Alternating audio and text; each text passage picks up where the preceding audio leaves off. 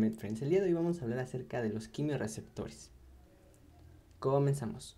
Pues resulta que un quimiorreceptor es propiamente un canal dependiente del ligando, es decir, es un canal al cual se le va a unir ciertas moléculas y eso va a ocasionar que se active. Vamos a ver que sentidos especiales como por ejemplo el olfato y el gusto van a tener quimiorreceptores localizados. En el caso del olfato, estos quimiorreceptores van a estar localizados en las células del epitelio olfatorio y los quimiorreceptores en el gusto van a estar localizados en las células que forman los poros gustativos. Ya más adelante lo vamos a explicar. Pero también tenemos otros quimiorreceptores localizados, por ejemplo, en el cuerpo carotidio, que van a unirse al oxígeno, al CO2, a los protones, y de esa manera van a determinar la concentración de oxígeno, de CO2 en la sangre y también el estado ácido-base de la sangre. Bien importantes estos quimiorreceptores en el cuerpo carotidio. Y también hay otros quimiorreceptores que se van a localizar en las neuronas del hipotálamo, que van a estar sensando la osmolaridad para ver si tenemos una hipo o una hiperosmolaridad. En este video solamente nos vamos a centrar en el olfato y el gusto específicamente. Estos dos los veremos posteriormente en el módulo de sistema cardiovascular y sistema renal respectivamente. Muy bien, vamos a continuar con el sentido del gusto. Y es bastante interesante. Aquí tenemos una imagen de la lengua. El sentido del gusto es un sentido especial, es decir, que se localiza en un órgano específico. En este caso, el órgano donde se localiza el gusto, pues es nuestra lengua. Aquí en la lengua, aquí estamos observando, aquí la paciente dijo A, entonces aquí estamos observando la porción dorsal de la lengua, el epitelio dorsal de la lengua. Y si nosotros lo observamos al microscopio, vamos a ver justamente lo siguiente. Vamos a ver que aquí en la parte dorsal de la lengua, el epitelio tiene estas proyecciones de mucosa que son denominadas papilas gustativas, así se les denomina. Y aquí vamos a obtener que hay diferentes tipos de papilas gustativas. Tenemos las filiformes, las foliadas, las papilas fungiformes que parecen hongos, las caliciformes que parecen un cáliz y estas foliadas que parecen hojas, y las filiformes que tienen una punta. De aquí nada más me gustaría recordarles que de todas estas, de las 4 opciones que tenemos de papilas gustativas, las filiformes no van a poseer unas estructuras que ahorita vamos a mencionar, que son los corpúsculos gustativos, es decir, estas no van a servir para el sentido del gusto. Y estas filiformes se llaman así porque tienen en la parte más superior, en la parte más apical, tienen algo parecido a un estrato córneo. Entonces eso les permite tener la habilidad como de raspar los alimentos. En los humanos las papilas filiformes son muy escasas, no están muy desarrolladas, pero en animales como por ejemplo los gatos tienen una cantidad inmensa de papilas filiformes y le permiten que su lengua sea muy rasposa por esa razón. Pero bueno, lo importante aquí es que las filiformes no tienen corpúsculos gustativos y que las otras 3 sí lo tienen. Pero bueno, entonces, ¿qué son esos corpúsculos gustativos? Pues aquí, por ejemplo, en estas papilas gustativas foliadas, podemos observar que aquí en el epitelio, que también no te había comentado, pero el epitelio de aquí, de la porción dorsal de la lengua, es un epitelio plano estratificado sin estrato córneo. Y vemos que aquí dentro del epitelio es donde están estas bolitas que son los corpúsculos gustativos, que si hacemos un aumento pues serían estos de aquí. Aquí podemos ver cómo está dentro del epitelio plano estratificado sin estrato córneo.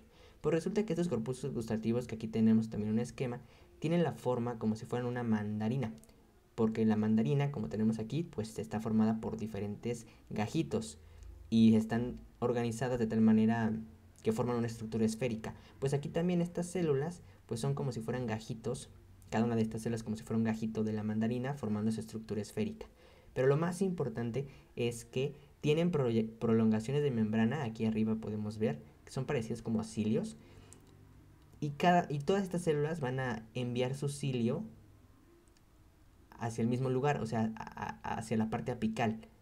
Y podemos ver aquí, se ve bastante bien cómo, bueno, aquí también en esta imagen se ve muy bien, cómo aquí en la porción más apical vemos cómo esos cilios van a penetrar a través de ese epitelio de la porción dorsal de la lengua, como podemos ver ahí, y van a salirse aquí los cilios, como los podemos ver aquí. o como los podemos ver aquí. Pues resulta que ese espacio por donde salen estos cilios de estas células del corpúsculo gustativo se denomina poro, porque es literal como si fuera un hoyito por donde salen esos cilios. Y esto es bien importante, porque aquí en el poro, donde están esos cilios, es justamente a donde van a llegar a unirse nuestras moléculas que nosotros vamos a percibir propiamente, que nos van a dar el sentido del gusto propiamente. Entonces aquí en este otro esquema que está bastante simple, pero aquí lo que traté de representarles es una única célula del corpúsculo gustativo con su prolongación, con su cilio, para ejemplificarles que aquí en la membrana de ese cilio vamos a encontrar ciertos receptores que pueden ser, aquí el rojo por ejemplo, canales, que pueden ser canales iónicos de sodio o de potasio. Ahorita vamos a ver qué moléculas se unen a cada uno en específico. Y también pueden ser receptores acoplados a proteína G, específicamente a proteínas GQ. Esto es muy importante, porque vamos a ver que en el olfato van a ser receptores también de proteína G, pero acoplados a proteína GS. Y aquí estamos viendo que están acoplados a proteína GQ. También recuerda que en la visión también estaban receptores acoplados a proteína G, que ese receptor se llamaba transducina. Pero bueno, entonces ahorita vamos a mencionar más o menos esto de los receptores, pero nada más observa cómo entonces aquí en los cilios se encuentran esos receptores y entonces todos los alimentos que entran en nuestra boca van a ser degradados primero por los dientes, van a ser masticados y van a llegar a ser moléculas más pequeñas. Y esas moléculas pequeñas son las que propiamente se van a unir aquí a esos receptores en los cilios de estas células de los corpúsculos gustativos. Otra cosa que quiero hacer énfasis es que un corpúsculo gustativo no es lo mismo que un poro. El poro literalmente es el hoyito por donde salen estos cilios y el corpúsculo gustativo es toda esta estructura que se encuentra dentro del epitelio plano estratificado sin estrato córneo que tiene nuestra lengua. Y también, pues evidentemente, papilas gustativas no es lo mismo que corpúsculo gustativo ni que poro, porque papila gustativa es toda esta proyección de mucosa que vemos aquí y que ya dijimos que pueden haber 4 tipos diferentes. Pero bueno, ahora sí, vámonos de lleno con los receptores. Y resulta que para cada sabor, nosotros tenemos 5 sabores básicos: el salado, el agrio, que también es como ácido, el dulce, amargo y el umami. Son 5 sabores. Cada uno de estos 5 sabores tiene una molécula representativa. Por ejemplo, lo salado, pues el ion sodio. Lo agrio o ácido, los protones. Lo dulce, las moléculas de carbohidratos simples, como por ejemplo la glucosa, la fructosa, la galactosa. Lo amargo van a ser moléculas que se llaman alcaloides, que están principalmente presentes en productos de origen vegetal. Y el umami, que son propiamente aminoácidos, específicamente el glutamato. Entonces vamos a ver que cada uno de estas moléculas que vimos, que representa un sabor en particular, se va a unir a un tipo de receptor específico. Vamos a empezar primero con lo salado. Esta tablita te la tienes que saber muy bien de memoria porque todo esto es muy preguntable. Entonces, bueno, vamos a empezar primero con el sabor salado. Como ya dijimos, la molécula representativa es el sodio y el alimento representativo que sabe salado pues es la sal prácticamente. Entonces, bueno, resulta que el sodio, los iones de sodio van a venir y se van a unir a este canal dependiente del ligando. Los canales que son dependientes del ligando también se le denominan canales ionotrópicos. Entonces vamos a ver cómo el sodio propiamente se une a este canal ionotrópico o dependiente del ligando y va a provocar que se abra. Y al abrirse, este canal va a ser un canal de sodio también, ¿no? Entonces va a ocasionar que los iones de sodio puedan entrar al líquido intracelular, puedan entrar por aquí y de este lado aquí se vería así, y van a despolarizar a esta célula. Al provocar una despolarización van a provocar que se genere un potencial de receptor y este potencial de receptor posteriormente va a ocasionar que cuando aquí va a iniciar el potencial de receptor, va a empezar a avanzar por toda la membrana y va a llegar aquí a la porción basal. Pues aquí en la porción basal vamos a tener igual canales de calcio dependientes de voltaje. Entonces se va a meter calcio, pero esto nada más tiene como objetivo el calcio unirse a estas vesículas para que estas vesículas después se fusionen y salgan el neurotransmisor, que en este caso es el glutamato. Y este glutamato va a unirse aquí a este axón postsináptico y ya después aquí se va a generar un potencial de acción, y este potencial de acción va a justamente a dirigirse hacia el sistema nervioso central. Entonces vamos a regresarnos aquí a este otro esquema como te lo estaba, para volverte a explicar esto. Entonces viene el ion de sodio, se une a su receptor aquí en el cilio. Eso genera un potencial de receptor que se transmite por toda la membrana, y ya aquí en la porción basal permite ese potencial de receptor que las vesículas con los neurotransmisores sean expulsadas, que el glutamato se una aquí al axón postsináptico, y que después este axón postsináptico ya propiamente desarrolle un potencial de acción que va a ir viajando hasta el sistema nervioso central. Eso es lo que ocurre, o ese es el mecanismo de transducción del sentido del gusto. Transducción, acuérdate que es convertir un tipo de energía en otra. En este caso es energía química, moléculas químicas que son convertidas en energía eléctrica, en potenciales de receptor y en potenciales de acción. Muy bien, pues entonces eso pasa con el sodio. El sodio está acoplado, bueno, el sodio más bien se une a canales también de sodio dependientes del ligando, ionotrópicos. ¿Qué pasa con el sabor agrio o ácido? Que aquí la molécula representativa son los protones. Y el alimento, por ejemplo el limón, pues los protones van a unirse también a un canal ionotrópico, pero en este caso es de potasio, y lo que van a hacer es que no lo van a abrir, sino lo van a cerrar. Si cierran un canal de potasio, el potasio ya no va a poder salir. Entonces va a empezar a acumular dentro de la célula, y eso también va a generar una despolarización que va a hacer toda la cascada que ya vimos. La liberación de vesículas, la formación de potenciales de acción después en este axón postsináptico, etc. Entonces vemos que los protones provocan el cierre de canales de potasio dependientes del ligando. Hasta aquí estos dos de arriba, estas dos moléculas se unen a canales a receptores ionotrópicos. Pero vamos a ver que estas tres moléculas de abajo se van a unir ahora a receptores acoplados a proteínas GQ, como te había platicado. Vamos a entonces empezar con lo dulce, con los carbohidratos. Imagina que aquí viene ahora una molécula de glucosa, perdón, aquí ya no, aquí, y se une a su receptor acoplado a proteína GQ. Eso va a generar la unión, un cambio conformacional en este receptor que va a activar a la proteína GQ. Y la proteína GQ va a ser la siguiente cascada de señalización. La proteína GQ lo que va a hacer es activar a la fosfolipasa C, que es una enzima, fosfolipasa, que lo que hace es que va a degradar este fosfolípido de membrana, que es el PIP2, en dos moléculas, en el diacilglicerol y en el IP3. El IP3 ve cómo va de inmediato hacia este canal de sodio que está aquí en el retículo endoplásmico, y va a permitir que se abra y que por lo tanto salga calcio hacia el líquido intracelular.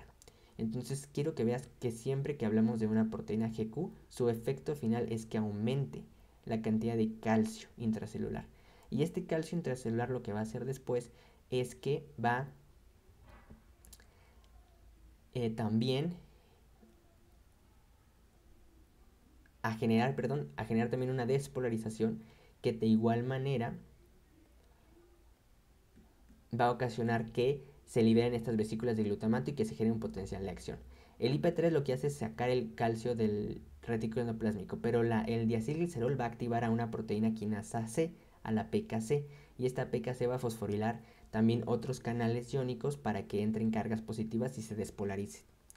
Al igual que el calcio se va a unir a proteínas también ligadoras de calcio, y también van a ir a hacer activación de canales para que entren cationes y se despolarice la célula. Pero entonces es lo que va a hacer el dulce, y prácticamente es lo que van a hacer los demás moléculas. Aquí vemos que los alcaloides también, al unirse a este receptor, van a generar el mismo efecto que ya platicamos. Aumentar el calcio, activar a la PKC y despolarizar a la célula. Y aquí el umami, el glutamato, va a hacer lo mismo. Solamente me gustaría mencionarles que el alimento característico de lo amargo es el café. Como te mencioné, los alcaloides están principalmente en alimentos de origen vegetal. También algunas plantas podrían ser amargas. Y la carne es el alimento característico del sabor umami.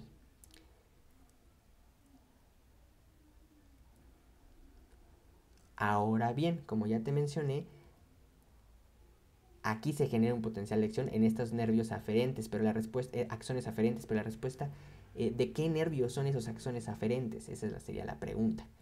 Y vamos a ver que van a ser de estos 3 pares craneales o de estos 3 nervios craneales. El par craneal 7, el nervio craneal 9 y el nervio craneal 10. Resulta que la lengua, vamos a ver que los 2 tercios anteriores van a estar inervados por el nervio facial, específicamente por la rama que se llama cuerda del tímpano. Así que todos los corpúsculos gustativos de los 2 tercios anteriores de la lengua van a estar inervados por axones del facial. Cuerda del tímpano, esta ramita, cuerda del tímpano, también pasa por la cavidad timpánica, por el oído medio. Entonces una infección, una otitis media, puede provocar como sintomatología que se afecte la cuerda del tímpano y que el paciente no pueda percibir sabores en los 2 tercios anteriores de la lengua. Y bueno, en el tercio posterior vamos a tener que los corpúsculos gustativos van a estar inervados por el glosofaringio, y ya por la porción más posterior, más proximal, cercana a la orofaringe, va a estar los corpúsculos gustativos de esa región van a estar inervados por el nervio número 10. Pero los más importantes son el facial y el glosofaringio. Y otra pregunta sería, ¿cuál es la diferencia entre la inervación sensitiva y gustativa de la lengua? Porque no es lo mismo. Vamos a tener que el gusto de los 2 tercios anteriores va a ser por el facial. Del tercio posterior va a ser del glosofaringio y del 10, la porción más posterior. Pero eso es en cuanto al gusto. En cuanto a la sensación, es decir, que si yo aprieto la lengua, pues yo siento que la estoy apretando. O bien, si me quemo la lengua, me duele la lengua, o me muerdo la lengua, también eso es una sensación. Solamente que esa sensación no va a estar dada por ninguno de estos nervios, sino que va a estar dada por el nervio número 5. Esa es la diferencia. La inervación sensitiva, el nervio número 5. La gustativa está dada por el facial, el glosofaringio y el vago. Y todos estos van a ir después, posteriormente, hacia la médula oblongada a hacer sinapsis con el núcleo del tracto solitario. Esa sería como toda la vía gustativa. Finalmente vamos a ver que la lengua tiene, según el sitio de la lengua, es que vamos a tener la percepción hacia un sabor en particular. Sin embargo, como aquí tenemos, por ejemplo, que en la punta está lo dulce, un poquito más atrás está lo salado, el umami está como en el centro. Y esto es bien interesante, ve cómo lo amargo y lo ácido están hasta atrás. Esto es bien importante porque es un mecanismo de protección. El hecho de saborear lo amargo y lo ácido, generalmente todo lo que es venenoso, lo que es peligroso para la salud, pues tiene como ese sabor como ácido o amargo. Entonces es un mecanismo de protección para decir, no lo comas. Entonces es bastante interesante cómo nosotros podemos también apreciar esos sabores que no son agradables, ¿no? Desagradables, como lo amargo y lo ácido, y la razón de que podamos percibir esos sabores desagradables es por protegernos de no consumir cosas que nos hagan daño. Pero bueno, como te decía, independientemente de que hay estas zonas determinadas, realmente los receptores se van a sobreponer, por lo que realmente el sentido del gusto va a ser una combinación de todos los receptores activados. Pero pues, si en algún momento te preguntan, por ejemplo, qué sabor es más intenso en la punta o se percibe más en la punta, sería el dulce. Pero no significa que estos otros sabores no se puedan percibir por la punta de la lengua. Solo que el que predomina sería el dulce.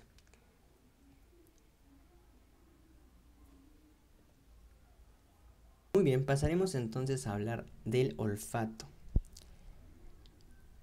Las células receptoras del sentido del olfato se van a localizar sí en la nariz, pero específicamente en el epitelio olfatorio.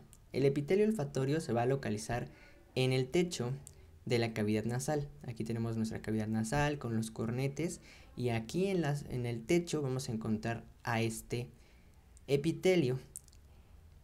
Un epitelio, como bien sabrás, es un conjunto de varias células. Entonces, dentro de las células que forman ese epitelio olfatorio tenemos a las células olfatorias, que son justamente estas que tenemos aquí de diferentes colores. Ve cómo estas células olfatorias van a ser propiamente neuronas de primer orden, y van a ser neuronas bipolares, en las cuales tenemos dos prolongaciones. Una que va a servir como como dendritas y otra que va a funcionar como un axón, el cual va a dirigirse hacia esta porción que vemos aquí, que se conoce como bulbo olfatorio. Pero bueno, vamos a ver entonces primero que vamos a hablar más a detalle de estas células olfatorias.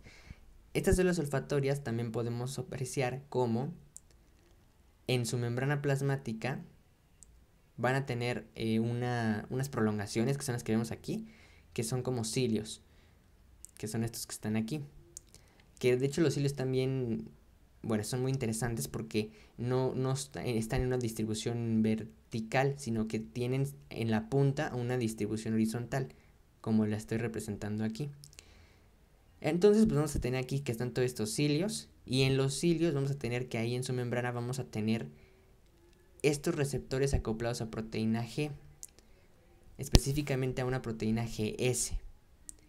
Y vamos a ver que entonces las moléculas, que son los odorantes, que son las moléculas volátiles que son las que se van a unir a estos receptores, pues van a entrar.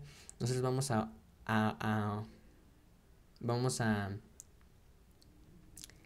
por medio de nuestra nariz van a entrar estos odorantes, estas moléculas volátiles, y van a llegar aquí al epitelio olfatorio y se van a unir entonces aquí a estos receptores acoplados a proteína GS.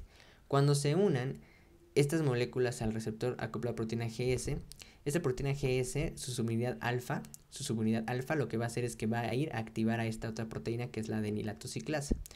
Y la adenilatociclasa va a transformar el ATP en AMP cíclico.